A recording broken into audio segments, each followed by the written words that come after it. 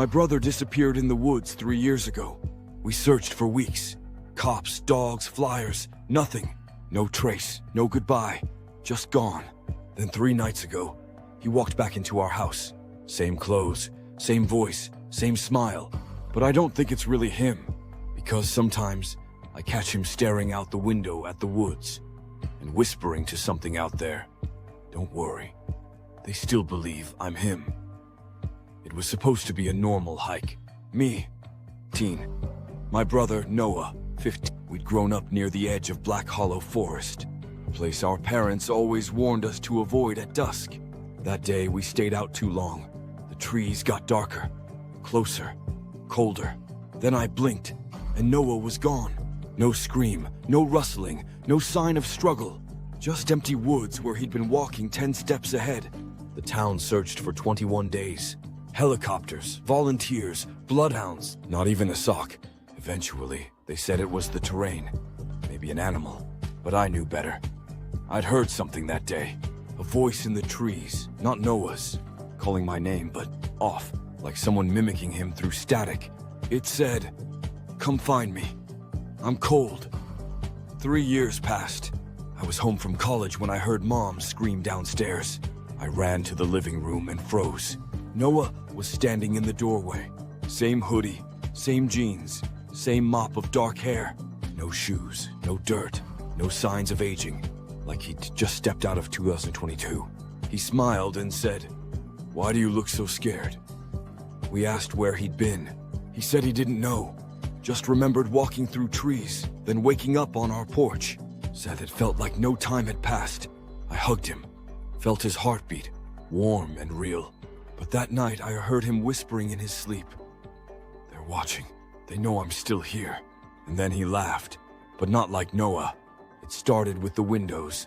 Every night I'd catch him looking out at the forest, just standing there, breathing slow, staring hard. Once I asked what he was looking at. He said, "They're checking on me." I asked who. He smiled without blinking and said, "The forest." I found his old journal in his room. It was blank when he disappeared. Now, the pages were full, new handwriting, entries that read like riddles. They wear your face, they take your voice, they learn from you.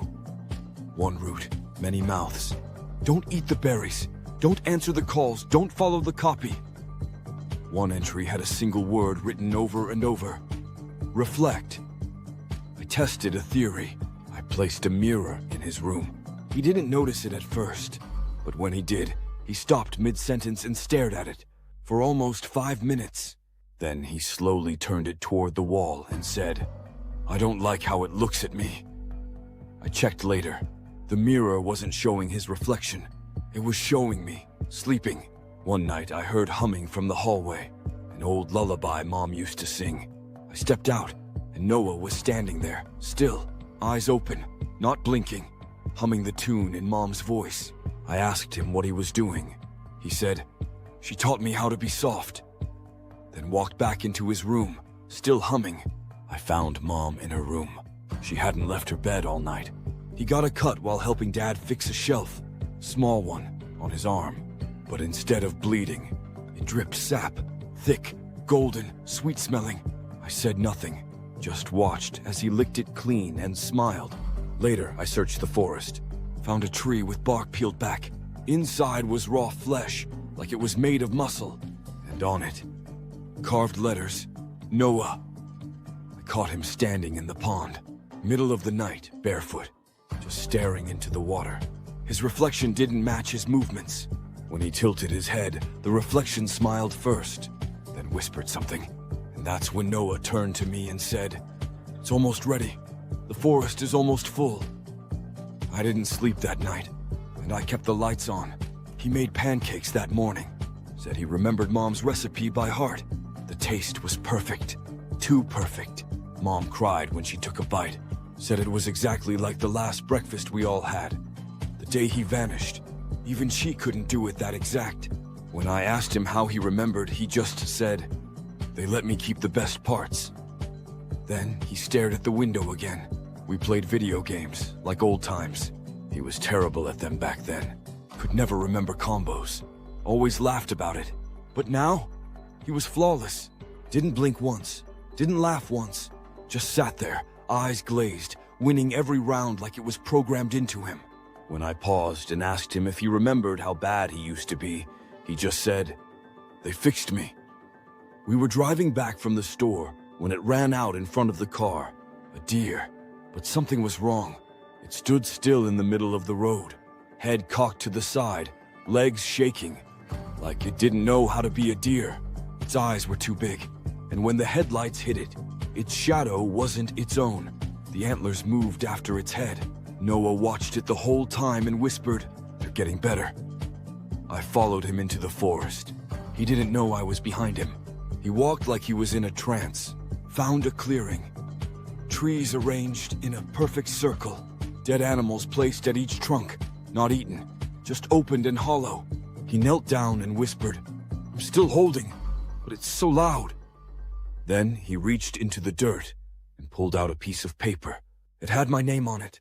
That night, there was a knock on my window. I opened it. Noah stood outside, eyes wide, shivering. He held out a piece of tree bark. On it, carved in perfect block letters, "I'm not him." Then he collapsed. When I dragged him inside, he woke up screaming, "It's almost time. They know you know. They're coming for you now." Then he passed out, and something inside the wall scratched. The forest started coming inside. Moss growing in the bathroom, vines curling around the window frames, bark splitting across the kitchen table. And our dog refused to enter Noah's room anymore. One morning, I found tree rings etched into the living room wall. 15 of them, the same age Noah was when he vanished. One new ring was forming. I tried to burn the circle in the woods, poured gasoline, lit a match, but the fire burned cold. No heat, just frost. And from the smoke came whispers and voices that mimicked us. Mom, Dad, me, Noah, each one saying, "Why would you hurt our home?" Then the smoke shaped itself into a hand and reached toward my face. I broke every mirror in the house, except one. The bathroom mirror. No matter how many times I shattered it, by morning, it was whole again. One night, I looked into it and saw the forest. Not my face, just trees. And in the distance, me, standing there, calling for Noah. It was a memory. Except, I wasn't alone in it. Something was behind me, smiling. Noah stood at the edge of the forest. He said, "They want you now. One in, one out. They need balance, they need blood." He handed me a stone covered in moss. Said, "If you bury this, they'll take the one who touches it. If you keep it, they'll wait." But not for long. I didn't bury it. I hid it. But now, I hear whispering under my bed. Every night. Asking, who should we take? He's not my brother. Not anymore. Whatever came back has his memories, his smile, his laugh. But the forest speaks through him now. And last night, while everyone slept, he crept into my room, knelt beside me, and whispered, "I'm still in here, but it's winning. If you love me, end it. Don't let them take you too." Then he walked back into the woods. He hasn't returned since. But now there's something else in his room. Breathing. If you ever hear someone calling you from the trees, even if it sounds like someone you love, don't answer. Because once the forest takes one of you, it remembers how to get the rest. And the thing that comes back, it might look like them, talk like them, cry like them. But when you turn away, it watches you, and the forest inside it smiles.